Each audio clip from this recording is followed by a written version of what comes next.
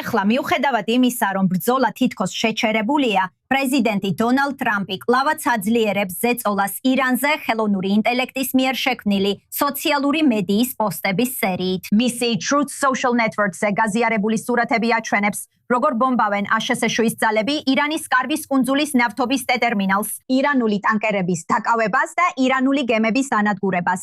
ეს საკამათო პოსტები გამოქვეყნდა იმ დროს, როცა ორივე მხარე თითქოს არაოფიციალურ შეჩერებას იცავს მტრულ მოქმედებებში. აქციოს იტყობინება, რომ აშშ-ის უმაღლესი სამხედრო სარდალი ადმირალი ბრედ კუპერი რეკომენდაცია გასცა ჰორმუზის სრუტის მიმდებარედ დაბომბვის კამპანიის შეწყვეტაზე. რადგან ეს სტრატეგია აღარ იყო ეფექტური, როგორც იუწყებიან. დამატებითი ინფორმაციისთვის სიამოვნებით ვესალმებით ჯონათან შანზერს, დემოკრატიების დაცვის ფონდის აღმასრულებელ დირექტორს, რომელიც ახლა ვაშინგტონიდან გვიერთდება. ჯონათან, დიდი მადლობა.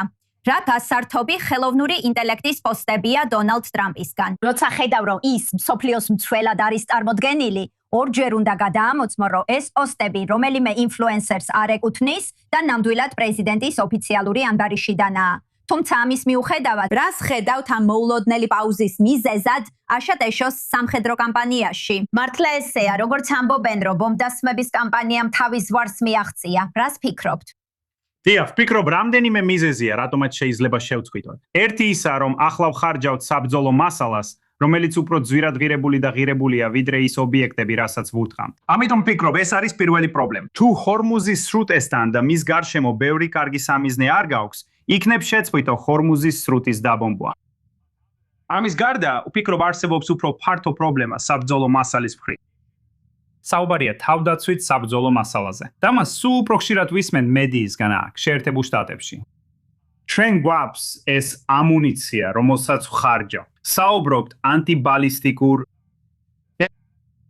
სისტემა, ასევე ახლო რადიუსის ზოგიერთი თავდაცვითი გადამცველი რაკეტა. ესენი ადვილად არ იწარმოება. ისინი ძვირია და მაგრამ ფიქრობ, უფრო მნიშვნელოვანია, რომ მათ წარმოებას დრო სჭირდება. ამიტომ ჩვენ ბევრი გამოვიყენეთ მათ აღდგენის გარეშე. ფიქრობ, არსებობს შეგრძნება, რომ რაც უფრო მეტად შევჩერდებით და დავიცდით, მით უკეთესი იქნება ჩვენთვის. ეს არ არის კარგი მდგომარეობა აშშ-ის თავდაცვის ინდუსტრიული ბაზისთვის. ინდუსტრიული ბაზა, თავდაცვის ინდუსტრიული ბაზა. მაგრამ მიუხედავად ამისა, ესეა საქმე. და ვფიქრობ, ეს კვლავაც მიმდინარე გამოწვევად რჩება. ბოლო რამ, რასაც აქ ავნიშნავ სრუტის შესახებ, არის ის, რომ იცით, ჩვენ ჯერ კიდევ ვერ გაგვაქვს ნავთობი იმ რაოდენობით, როგორც გვინდა. ამიტომ ყოველ ჯერზე, როცა ბრძოლაში პაუზაა და ჩნდება შესაძლებლობა, რომ მეტი ტანკერი გავიდეს მეტი ნავთობით, ეს შეამცირებს ნავთობის ფასს, ეს შეამსუბუქებს ზეწოლას პრეზიდენტ დონალდ ტრამპზე, რადგან მას წინ ელოდება გარკვეული სიფთულეები და წინააღმდეგობები შუალედურ არჩევნებამდე, ასე რომ ბევრი რამ, რაც ჩემი აზრით ამას შეუწყობს ხელს. მაგრამ ფიქრობ, ყველაზე მარტივია ის, რომ თუ რაღაცის დარტყმა საჭირო აღარ არის, რადგან უბრალოდ აღარ აქვს ღირებულება, ალბათ ჯობია შეწყვიტოს სროლა. აბა რა ხდება პიკიქს მთაზე, ჯონათან? ის ჯერ არ ყოფილა სამიზნე.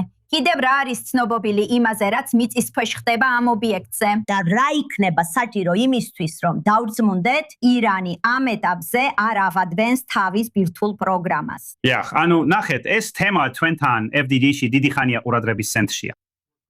ვიხარია, რომ ეხლა ეს საკითხი საჯაროდ განიხილება. ეს ობიექტი ზუსტად ასეთი მომენტისთვის იყო შექმნილი. ანუ მიზანი პირდაპირ ის იყო, რომ ბირთვული ობიექტები აშშ-ისთვის მიუწვდომელი ყოფილიყო. ცხადია, შარშან Midnight Hammer-ის დროს ჩვენ კარგად გავანადგურეთ იმ დროისთვის ირანის ბირთვული პროგრამის დიდი ნაწილი. დავარტყით დამატებით ობიექტებს.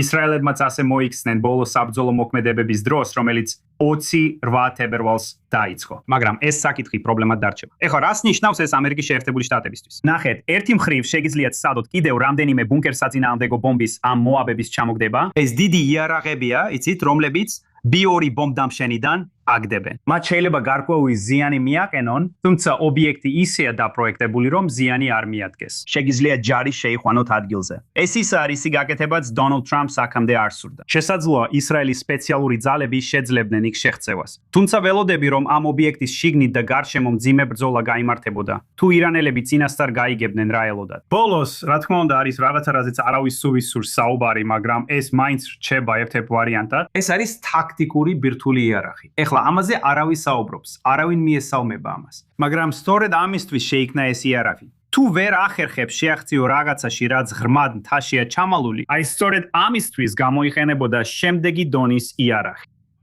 ჩემი ვარაუდით ალბათ ესეთ რამეს არასდროს გამოვიყენებდით. ტაბუ ძალიან ძლიერია.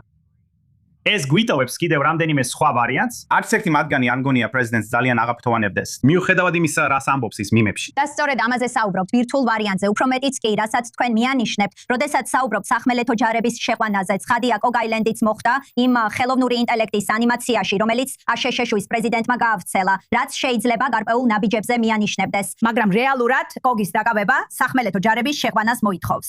და ნაკლებად სავარაუდოა, რომ აშშ-ის საზოგადოება ამ ეტაპზე ასეთი ესკალაციის მხარდაჭერას გამოხატავს. თაგვაცანით, რამდენად სავარაუდოა ეს და რა რისკებია ამ ეტაპზე ამერიკელი ხალხის თვალთახედვით. დიახ, ანუ ნახეთ, ფიქრობ, სახმელეთო ჯარების შეყვანა ყველაზე დიდი საკითხია. და რა თქმა უნდა, დონალდ ტრამპი იყო ის, ვინც 2016 წელს კამპანიას აწარმოებდა იმაზე, რომ არ უნდა ჩავერთოთ სულელურ ომებში, უსარგებლო ომებში, გრძელ ომებში, უსასრულო ომებში, როგორც გინდათ ისე დაარქვით. ამიტომ ფიქრობ, ეს კლავაც ხაპოვებს გამოძახილს, სულ მცირე მაგას მხარდამჭერთა აქაური რესპუბლიკური ამორჩევლის ნაწილში. ფიქრობ, ნებისმიერი ომი, რომელსაც პრეზიდენტი აწარმოებს, დემოკრატიული პარტიის მხრიდან პირდაპირ უარყოფილი იქნება. ამიტომაც პრეზიდენტს ამ ეტაპზე საკმაოდ სერიოზული წინააღმდეგობები აქვს, რაც სახმელეთო ჯარების შეყვანას ეხება. ფიქრობ, ამჟამად აშშ-ის მთავრობას აქვს შიში, რომ თუ ისინი კარგზე გადავიდოდნენ და ინფრასტრუქტურის განადგურებას დაიწყებდნენ, ეს იმას ნიშნავს, რომ ირანის ხალხს მომავალში ნაკლები ნავთობის ინდუსტრია ექნებათ, რაზეც შეძლებენ ააშენონ თავიანთი ქვეყანა. არ ვიცი, ეს შეშფოთებები ჯერ კიდევ მნიშვნელოვანია თუ არა აშშ-ის მთავრობისთვის, იმ ადამიანებისთვის, ვინც ამ ომს გეგმავს. მაგრამ შეიძლება მოთმინება გვეცურება და ამ ეტაპზე საჭირო გახდეს ისლამური რესპუბლიკისთვის ნავთობის წარმოების სრულად შეწყვეტა, მისი მთავარი ფინანსური წყაროს მოჭრა. I think that's. We have etim hyperscience of Kerry Zales. მაგრამ მეორეს მხრივ, ეს ისევ შექმნის სირთულეებს ყველა ირანელისთვის, ვინც სურს ისარგებლოს ნავთობის სექტორი. თუ და როცა რეჟიმი საბოლოოდ დაეცემა, ბევრი სამუშაო გექნება. დარწმუნებული ვარ, ეს პრეზიდენტის გონებაშია, მაგრამ ვფიქრობ, პირველ რიგში ის უბრალოდ ფიქრობს, როგორ მოიპოვა გამარჯვება ირანის საკითხში. ეს იქნებოდა ის, რაზეც მეც ვიფიქრებდი მის ადგილას რო ყოფილიყავი. ყოველთვის ვაფასებ თქვენს შეხედულებებს. დიდი მადლობა. ჯონათან შანზარი პირდაპირ ვაშინგტონიდან. მადლობა ჯონათან. მადლობა. ეხლა კი მეტი ინფორმაციისთვის სასიამოვნოა სტუდიაში მივიღოთ უსაფრთხოების ანალიტიკოსი ჯონათან რეგევი და ჯონათან ჰარანოფი, წიგნის Unveiled Inside Iran's Women Life Freedom Revolt ავტორი და ისრაელის მისიის ყოფილი საერთაშორისო სპიკერი გაერთიანებულ ერებში. ჯონათან, დიდი მადლობა თქვენ ორივეს. ეს კიდევ ერთი ფენაა ამ ომში, ეს ანიმაცია, ეს ხელოვნური ინტელექტით შექმნილი მუქარები. რას ფიქრობთ ჯონათან, იმაზე რაც ეხლა ვისმინეთ. რას დასჭირდება პრეზიდენტ დონალდ ტრამპს, რომ მის თვალში დამარჯვება ლეგიტიმური იყოს? მიხარია რომ სტუდიაში თქვენთან ერთად ვარ და ასევე მიხარია რომ თქვენთან ვარ, ჯონათან. ჩვენ ხედავთ ამ კონფლიქტის კიდევ ერთ განზომილებას ისლამურ რესპუბლიკასთან. რაც აქამდე ვნახეთ, ისლამური რესპუბლიკა ძალიან კარგად იყენებდა ხელოვნურ ინტელექტს. დასავლური ანიმაციების, მაგალითად ლეგოს გამოყენებით, აშშ-სა და ისრაელის დემონიზაციისთვის ესე წარმოაჩენენ მათ სატანებად. და ჩვენ ვხედავთ, რომ პრეზიდენტი ტრამპი იყენებს საკუთარ მედია მექანიზმს, რომ წინააღმდეგობა გაუწიოს. ბევრ რამეში ვეთანხმები იმას, რაც წინა ჯონათანმა თქვა პრეზიდენტ ტრამპზე, რომ მას არ სურს ჯარის გაგზავნა და იცით, დიპლომატიას აძლევს შანსს. ფიქრობ, დიპლომატიის იდეაში ბევრი სისწორე და სიკეთეა. ამავე დროს უნდა აღვნიშნოთ, ვისთან გვაქვს საქმე. ისლამური რესპუბლიკა ოსტატი დიპლომატებია, მოლაპარაკეები. ამას ყოველდღიურად ხედავდი ისლამურ რესპუბლიკაში და რასაც დღესაც ხედავთ ისაა, რომ ისინი ასევე დელეგირებაში ოსტატები არიან, თუნდაც ისინი თავად არ უშოდნენ რაკეტებს, იცით? ადგილებში სპარსეთის ყურეში. ისინი ამას თავიანთ პროქსებს ავალებენ, რომ ზუსტად ეს გააკეთონ, თანაც ისე რომ თავად უკან დაიხიონ. ასე რომ ვფიქრობ, ეხლა ბევრი რამ ხდება და წინა ჯონათანმა ეს საკმაოდ კარგად ახსნა.